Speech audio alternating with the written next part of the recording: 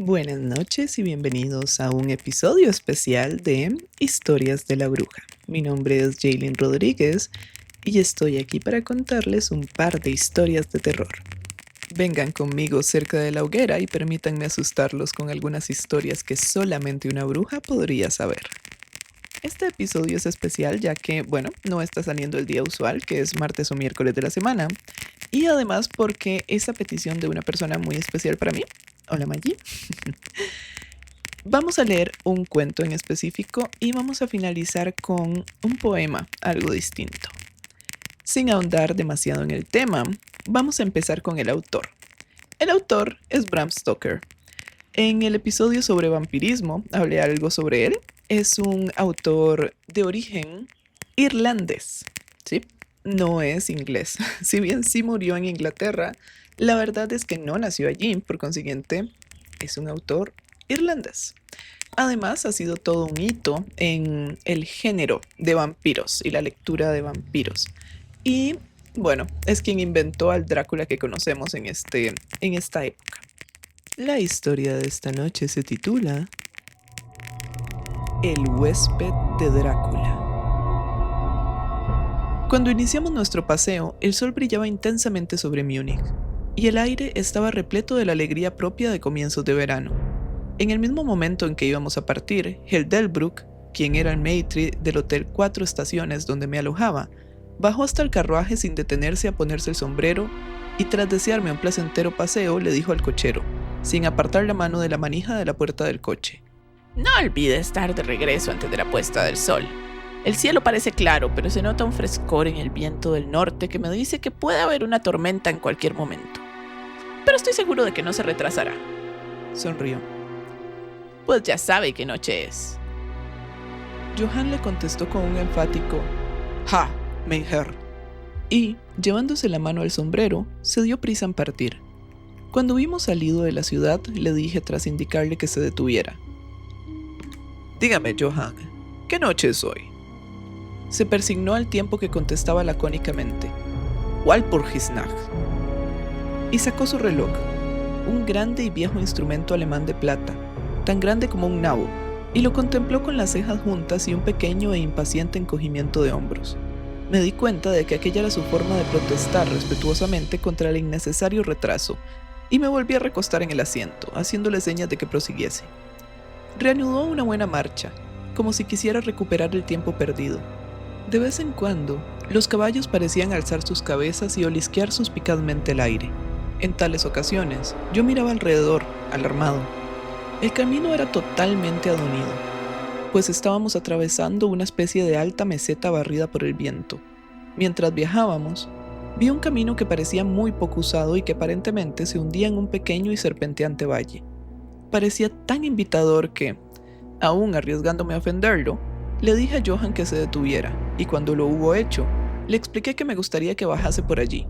Me dio toda clase de excusas, y se persignó con frecuencia mientras hablaba. Esto, de alguna forma, excitó mi curiosidad, así que le hice varias preguntas. Respondió evasivamente, sin dejar de mirar una y otra vez su reloj como protesta. Al final le dije: «Bueno, Johann, quiero bajar por ese camino. No le diré que venga si no lo desea, pero cuénteme por qué no quiere hacerlo. Eso es todo lo que le pido». Como respuesta, pareció zambullirse desde el pescante por lo rápidamente que llegó al suelo. Entonces, extendió sus manos hacia mí en un gesto de súplica y me imploró que no fuera. Mezclaba el suficiente inglés con su alemán como para que yo entendiese el hilo de sus palabras. Parecía estar siempre a punto de decirme algo, cuya sola idea era evidente que le aterrorizaba. Pero cada vez se echaba atrás y decía mientras se persignaba: «Walpurgisnacht». Traté de argumentar con él, de hablarle, pero era difícil discutir con un hombre cuyo idioma no hablaba.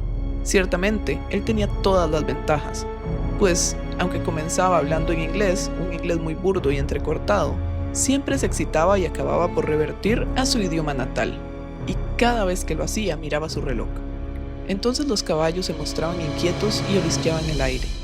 Ante esto, palideció, y mirando a su alrededor de forma asustada, saltó de pronto hacia adelante, los aferró por las bridas y los hizo avanzar unos 10 metros. Yo lo seguí y le pregunté por qué había hecho aquello. Como respuesta, se persignó. Señaló al punto que había abandonado y apuntó con su látigo hacia el otro camino, indicando una cruz y diciendo primero en alemán y luego en inglés: Enterrados. Estar enterrados los que matarse ellos mismos. Recordé la vieja costumbre de enterrar a los suicidas en las cruces de los caminos. Ah, ya veo, un suicida, qué interesante. Pero a fe mía, que no podía saber por qué estaban asustados los caballos. Mientras hablábamos, escuchamos un sonido que era un cruce entre el aullido de un lobo y el ladrido de un perro. Se oía lejos, pero los caballos se mostraron muy inquietos y le llevó bastante tiempo a Johan calmarlos. Estaba muy pálido y dijo: Suena como lobo, pero no hay lobos aquí, ahora. ¿No? Pregunté inquisitivamente. ¿Hace ya mucho tiempo desde que los lobos estuvieron tan cerca de la ciudad? Mucho, contestó. En primavera y verano, pero con la nieve, los lobos no mucho lejos. Mientras acariciaba a los caballos y trataba de calmarlos, oscuras nubes comenzaron a pasar rápidas por el cielo. El sol desapareció y una bocanada de aire frío sopló sobre nosotros. No obstante, tan solo fue un soplo, y más parecía un aviso que una realidad, pues el sol volvió a salir brillante. Johan miró hacia el horizonte haciendo visera con su mano y dijo: La tormenta de nieve venir dentro de muy poco. Luego, miró de nuevo su reloj, y manteniendo firmemente las riendas, pues los caballos seguían manoteando inquietos y agitando sus cabezas, subió el pescante como si hubiera llegado el momento de proseguir nuestro viaje.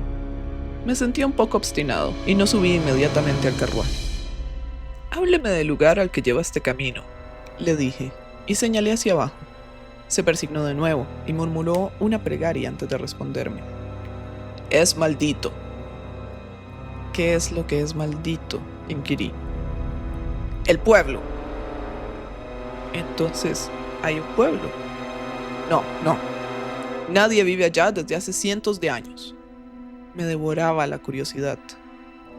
Pero dijo que había un pueblo. Había. ¿Y qué pasa ahora? Como respuesta, se lanzó a desgranar una larga historia en alemán y en inglés, tan mezclados que casi no podía comprender lo que decía.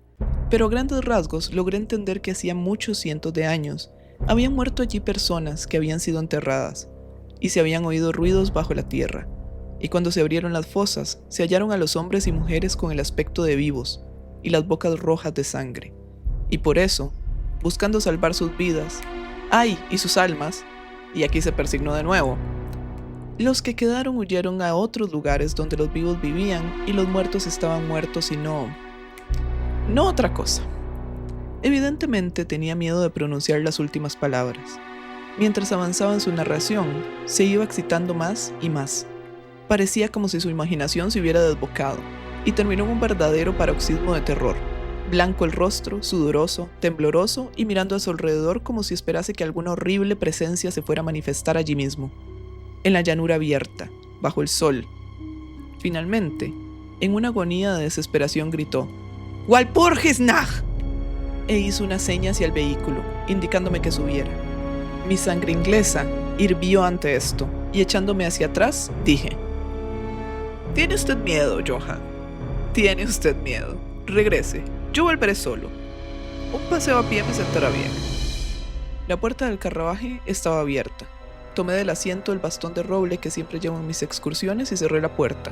Señalé el camino de regreso a Múnich y repetí: «Regrese, Johan. La noche de Walpurgis no tiene nada que ver con los ingleses». Los caballos estaban ahora más inquietos que nunca, y Johan intentaba retenerlos mientras me imploraba excitadamente que no cometiera tal locura. Me daba pena el pobre hombre, parecía sincero. No obstante, no pude evitar el echarme a reír. Ya había perdido todo rastro de inglés en sus palabras. En su ansiedad, había olvidado que la única forma que tenía de hacerme comprender era en hablar mi idioma. Así que chapurrió en su alemán nativo. Comenzaba a ser algo tedioso. Tras señalar la dirección, exclamé: «Regrese», y me di la vuelta para bajar por el camino lateral hacia el valle. Con un gesto de desesperación, Johan volvió sus caballos hacia Múnich. Me apoyé sobre mi bastón y lo contemplé alejarse. Marchó lentamente por un momento. Luego, sobre la cima de una colina, apareció un hombre alto y delgado. No podía verlo muy bien a aquella distancia, Cuando se acercó a los caballos, estos comenzaron a encabritarse y a patear. Luego, relincharon aterrorizados y echaron a correr locamente. Los contemplé perderse de vista y luego busqué al extraño, pero me di cuenta de que también él había desaparecido. Me volví con el ánimo tranquilo hacia el camino lateral que bajaba hacia el profundo valle que tanto había preocupado a Johan. Por lo que podía ver, no había ni la más mínima razón para esta preocupación. Y diría que caminé un par de horas sin pensar en el tiempo ni en la distancia, y ciertamente sin ver ni persona ni casa alguna. En lo que a aquel lugar se refería, era una verdadera desolación. Pero no me di cuenta de esta particularidad hasta que, al dar la vuelta a un recodo del camino, llegué hasta el disperso lindero del bosque. Entonces me di cuenta de que inconscientemente había quedado impresionado por la desolación de los lugares por los que acababa de pasar. Me senté para descansar y comencé a mirar a mi alrededor. Me fijé en que el aire era mucho más frío que cuando había iniciado mi camino. Parecía rodearme un sonido susurrante en el que se oía de vez en cuando, muy en lo alto, algo así como un rugido apagado.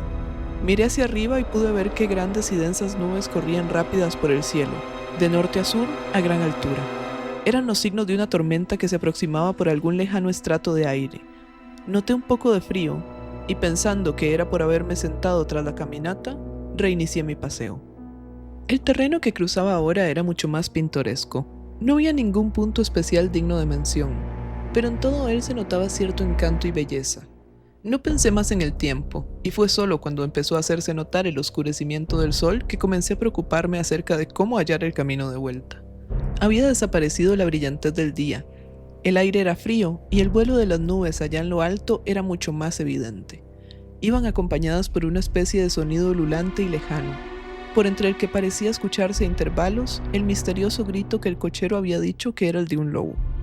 Dudé un momento, pero me había prometido ver el pueblo abandonado, así que proseguí y de pronto llegué a una amplia extensión de terreno llano, cerrado por las colinas que lo rodeaban. Las laderas de estas estaban cubiertas de árboles que descendían hasta la llanura, formando grupos en las suaves pendientes y depresiones visibles aquí y allá. Seguí con la vista al serpentear del camino, y vi que trazaba una curva cerca de uno de los más densos grupos de árboles y luego se perdía tras él. Mientras miraba, noté el hálito helado en el aire y comenzó a nevar. Pensé en los kilómetros y kilómetros de terreno desguarnecido por los que había pasado y me apresuré a buscar cobijo en el bosque de enfrente. El cielo se fue volviendo cada vez más oscuro y a mi alrededor se veía una brillante alfombra blanca cuyos extremos más lejanos se perdían en una nebulosa vaguedad. Aún se podía ver el camino, pero mal, y cuando corría por el llano no quedaban tan marcados sus límites como cuando seguía las hondonadas. Y al poco me di cuenta de que debía haberme apartado del mismo, pues dejé de notar bajo mis pies la dura superficie y me hundí en tierra blanda. Entonces el viento se hizo más fuerte y sopló con creciente fuerza, hasta que casi me arrastró. El aire se volvió totalmente helado y comencé a sufrir los efectos del frío a pesar del ejercicio. La nieve caía ahora tan densa y giraba a mi alrededor en tales remolinos que apenas podía mantener abiertos los ojos. De vez en cuando, el cielo era desgarrado por un centellante relámpago, y a su luz solo podía ver frente a mí una gran masa de árboles, principalmente cipreses y tejos completamente cubiertos de nieve. Pronto me hallé al amparo de los mismos y allí, en un relativo silencio, pude oír el soplar del viento en lo alto. En aquel momento, la oscuridad de la tormenta se había fundido con la de la noche, pero su furia parecía estar abatiéndose. Tan solo regresaba en tremendos resoplidos o estallidos. En aquellos momentos, el escalofriante aullido del lobo pareció despertar el eco de muchos sonidos similares a mi alrededor. En ocasiones, a través de la oscura masa de las nubes, se veía un perdido rayo de luna que iluminaba el terreno y que me dejaba ver que estaba al borde de una densa masa de cipreses y tejos. Como había dejado de nevar, salí de mi refugio y comencé a investigar más a fondo los alrededores. Me parecía que entre tantos viejos cimientos, como había pasado en mi camino, quizá hallase una casa aún en pie, que aunque estuviese en ruinas, me diese algo de cobija. Mientras rodeaba el perímetro del bosquecillo, me di cuenta de que una pared bajo lo cercaba y siguiéndola, hallé una abertura. Allí, los cipreses formaban un camino que llevaba hasta la cuadrada masa de algún tipo de edificio. No obstante, en el mismo momento en que la divisé, las errantes nubes oscurecieron la luna y atravesé el sendero en tinieblas. El viento debió de hacerse más frío, pues noté que me estremecía mientras caminaba, pero tenía esperanzas de hallar un refugio, así que proseguí mi camino aún a ciegas. Me detuve pues se produjo un repentino silencio. La tormenta había pasado y quizá en simpatía con el silencio de la naturaleza, mi corazón pareció dejar de latir. Pero eso fue tan solo momentáneo, pues repentinamente la luz de la luna se abrió paso por entre las nubes, mostrándome que me hallaba en un cementerio y que el objeto cuadrado situado frente a mí era una enorme tumba de mármol, tan blanca como la nieve que lo cubría todo. Con la luz de la luna llegó un tremendo suspiro de la tormenta que reanudó su carrera con un largo y grave aullido, como el de muchos perros o lobos. Me sentía anonadado y noté que el frío me calaba hondo hasta parecer aferrarme el corazón. Entonces, mientras la oleada de luz lunar seguía cayendo sobre la tumba de mármol, la tormenta dio muestras de reiniciarse, como si quisiera volver atrás. Impulsado por alguna especie de fascinación, me aproximé a la sepultura para ver de quién era y por qué una construcción así se alzaría solitaria en semejante lugar. La rodeé y leí, sobre la puerta dórica en alemán: Condesa Dollingen de Graz, en Estiria, buscó y halló la muerte en 1801. En la parte alta del túmulo, y atravesando aparentemente el mármol, pues la estructura estaba formada por unos pocos bloques macizos, se veía una gran vigueta o estaca de hierro. Me dirigí hacia la parte de atrás y leí, esculpida con grandes letras cirílicas: Los muertos viajan deprisa. Había algo tan extraño y fuera del usual en todo aquello que me hizo sentir mal, y casi desfallecí. Por primera vez empecé a desear haber seguido el consejo de Johann, y en aquel momento me invadió un pensamiento que, en medio de aquellas misteriosas circunstancias, me produjo un terrible estremecimiento. Era la noche de Walpurgis.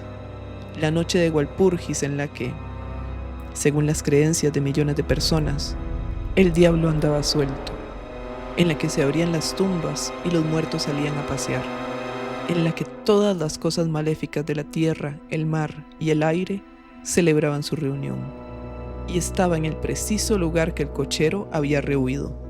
Aquel era el pueblo abandonado hacía siglos. Allí era donde se encontraba la suicida, y en ese lugar me encontraba yo ahora solo, sin ayuda, temblando de frío en medio de una nevada y con una fuerte tormenta formándose a mi alrededor. Fue necesaria toda mi filosofía, toda mi religión que me habían enseñado, todo mi coraje para no derrumbarme en un paroxismo de terror. Y entonces, un verdadero tornado estalló a mi alrededor. El suelo se estremeció como si millares de caballos galopasen sobre él, y esta vez, la tormenta llevaba en sus gélidas alas no nieve, sino un enorme granizo que cayó con tal violencia que parecía haber sido lanzado por los míticos honderos baleáricos. Piedras de granizo que aplastaban hojas y ramas, y que negaban la protección de los cipreses, como si en lugar de árboles hubieran sido espigas de cereal.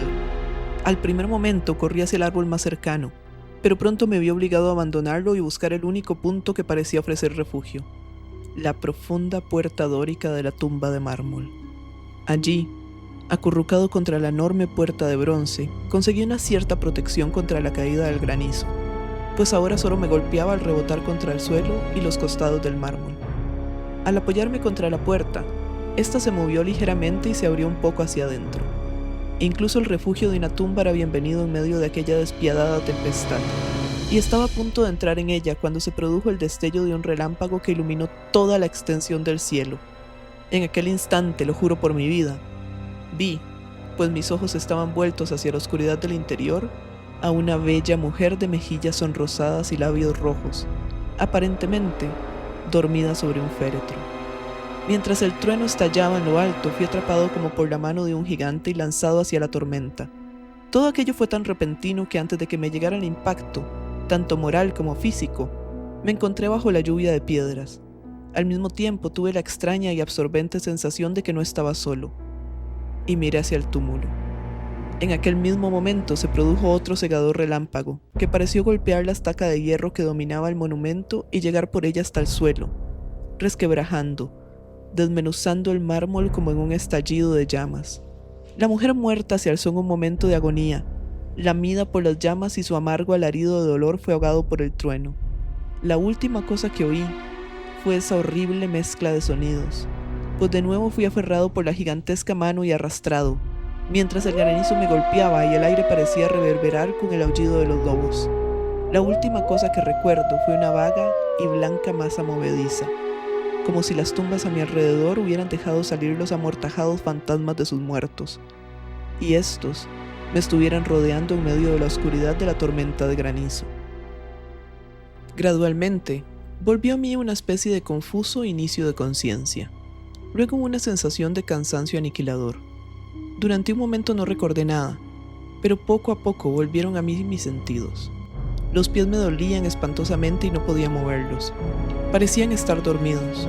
Notaba una sensación gélida en mi nuca y a todo lo largo de mi espina dorsal, y mis orejas, como mis pies, estaban muertas, y sin embargo me atormentaban.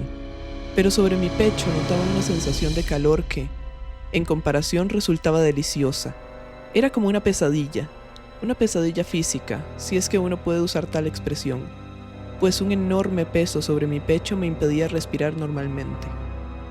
Ese periodo de semiletargo pareció durar largo rato, y mientras transcurría, debí de dormir o delirar, pues sentí una sensación de repugnancia, como en los primeros momentos de un mareo, y un imperioso deseo de liberarme de algo, aunque no sabía de qué. Me rodeaba un descomunal silencio, como si todo el mundo estuviese dormido o muerto, roto tan solo por el suave jadeo de algún animal cercano. Noté un cálido lametón en mi cuello, y entonces me llegó la conciencia de la terrible verdad, que me heló hasta los huesos e hizo que se congelara la sangre en mis venas. Había algún animal recostado sobre mí y ahora lamía mi garganta. No me atreví a agitarme, pues de algún instinto de prudencia me obligaba a seguir inmóvil. Pero la bestia pareció darse cuenta de que se había producido algún cambio en mí, pues levantó la cabeza. Por entre mis pestañas vi sobre mí los dos grandes ojos llameantes de un gigantesco lobo.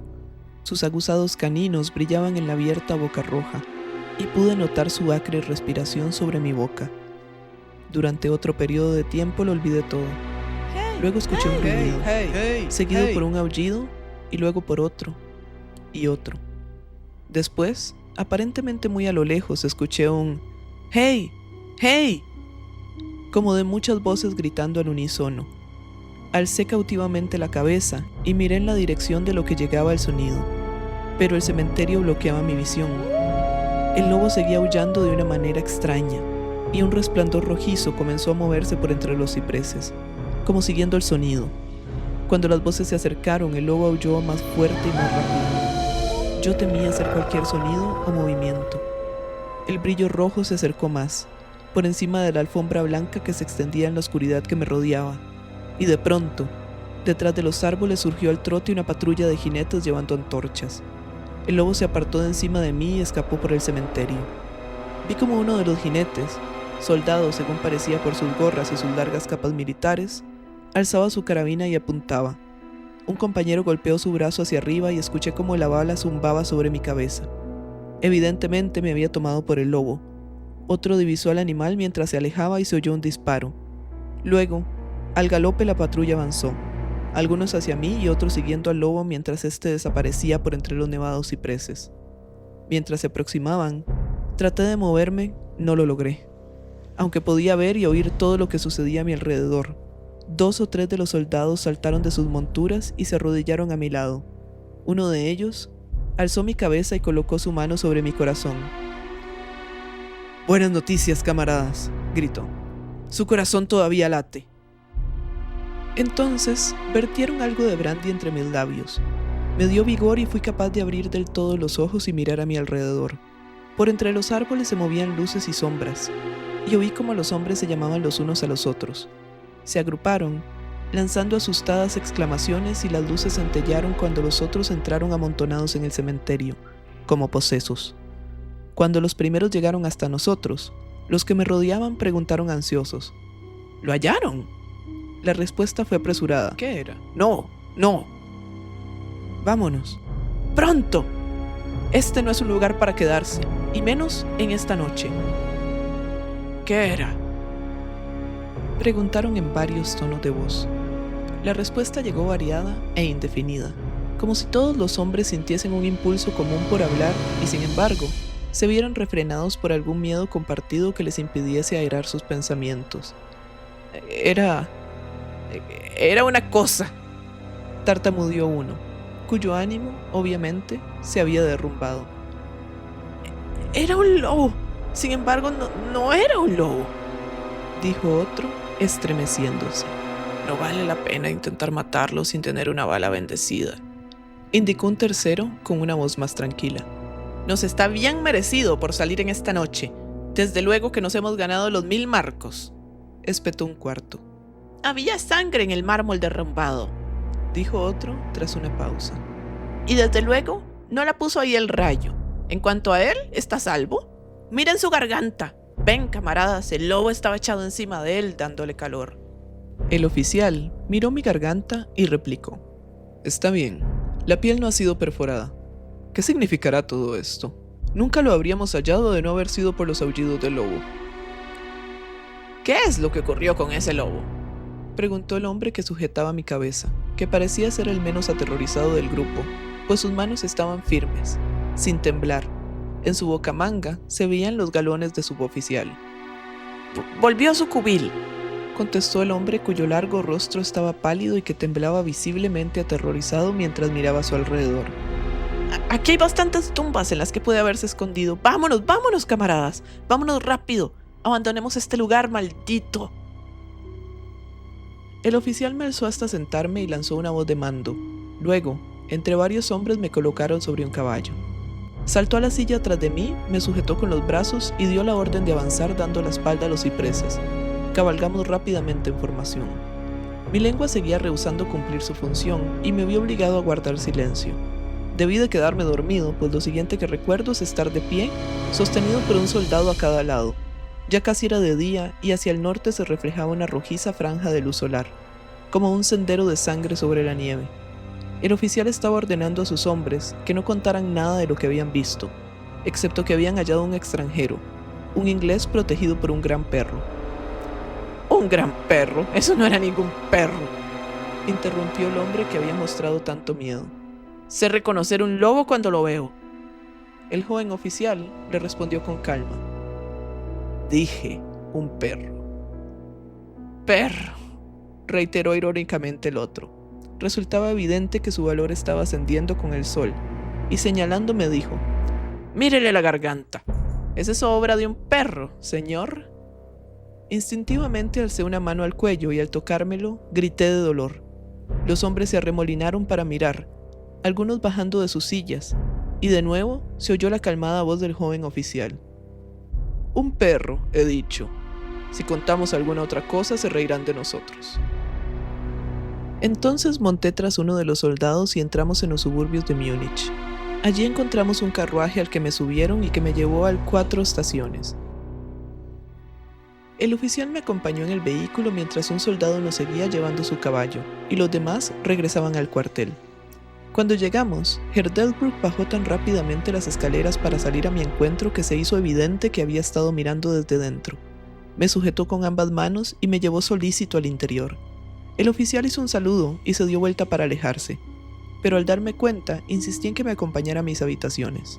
Mientras tomábamos un vaso de vino, le di las gracias efusivamente a él y a sus camaradas por haberme salvado. Él se limitó a responder que se sentía muy satisfecho, y que Herr Delbrück ya había dado los pasos necesarios para gratificar al grupo de rescate. Ante esta ambigua explicación del maître d'hôtel, sonrió, mientras el oficial se excusaba, alegando tener que cumplir con sus obligaciones, y se retiraba. «Pero Herr Delbrück», interrogué, «¿cómo y por qué me buscaron los soldados?» Se encogió de hombros, como no dándole importancia a lo que había hecho, y replicó. Tuve la buena suerte de que el comandante del regimiento en el que serví me autorizara a pedir voluntarios. Pero, ¿cómo supo que estaba perdido?, le pregunté. El cochero regresó con los restos de su carruaje, que resultó destrozado cuando los caballos se desbocaron. ¿Y por eso envió un grupo de soldados en mi búsqueda? ¡Oh, no!, me respondió.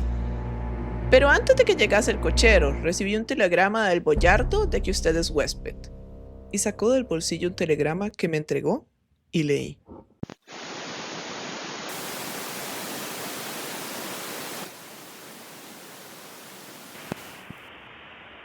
El telegrama se titula Bistritz y su contenido es el que leemos a continuación. Tenga cuidado con mi huésped. Su seguridad me es preciosa. Si algo le ocurriera o lo echasen a faltar, no ahorre medios para hallarle y garantizar su seguridad. Es inglés y por consiguiente aventurero. A menudo hay peligro con la nieve y los lobos y la noche. No pierda un momento si teme que le haya ocurrido algo. Respaldaré su celo con mi fortuna. Firma Drácula.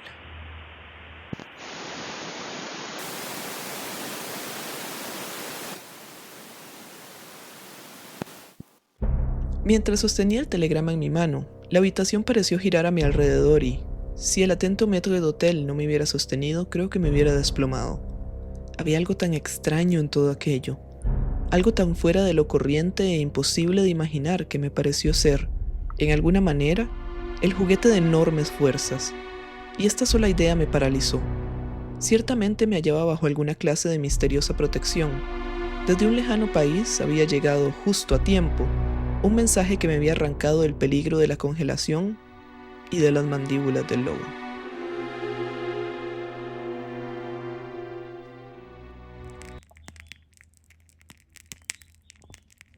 Esta ha sido la pequeña historia de la noche, no tan pequeña. El huésped de Drácula es un cuento bastante amplio. Es un cuento sumamente interesante, es como un preámbulo a Drácula. Me parece también interesante la cantidad de referencias bibliográficas, como el hecho de que los suicidas no pueden descansar. Me parece muy interesante también que usan el suicidio como una especie de forma de convertirse en vampiro, al parecer. No está realmente muy claro, pero claramente este ser que está ahí, que se suicidó en 1801, que buscó y encontró la muerte en ese pueblo, era un vampiro que quería hacerse con nuestro querido huésped antes que Drácula, y eso a Drácula no le funcionaba. ¿Será que Drácula sabe lo que hacen todos los vampiros? ¿Será que es como en estas mitologías de ahora, en las cuales hay un vampiro central al cual si uno mata se mueren todos los vampiros? ¿O será diferente este tipo de mitología vampírica? La verdad no estoy muy segura. De la que conozco muchísimo desde Anne Rice, que lastimosamente no es un tema de lectura de colegio, entonces no va a ser uno de los episodios extra que estoy creando para mi querida hermana. ¿Qué les parece a ustedes? ¿Cuál es su mitología favorita de vampiros? La mía definitivamente es una mezcla entre la de Anne Rice y las que se han creado a partir de la de Anne Rice. Entonces, sí, la de ella. Me gustan los vampiros de Nueva Orleans que tienen mini vampiritas para retener a su vampiro. No, mentira. Es un meme respecto al Lestat. Si les gustan las crónicas vampíricas, es probable que me lo entendieran. Si no, algún día las crónicas vampíricas van a llegar a ser dominio público y probablemente lo podamos leer cuando tenga 80 años. Pero bueno, esta ha sido la historia de la noche. Espero que la hayan disfrutado. Si quieren saber más sobre vampiros, no duden en suscribirse al podcast y podemos seguir adentrándonos juntos cada cierto tiempo en este mundo de chupasangres y lobos. Sin más, me despido en este día, no noche, al ser un episodio especial. Espero haberlos asustado lo suficiente y que no tengan pesadillas con Drácula cuando vayan a dormir.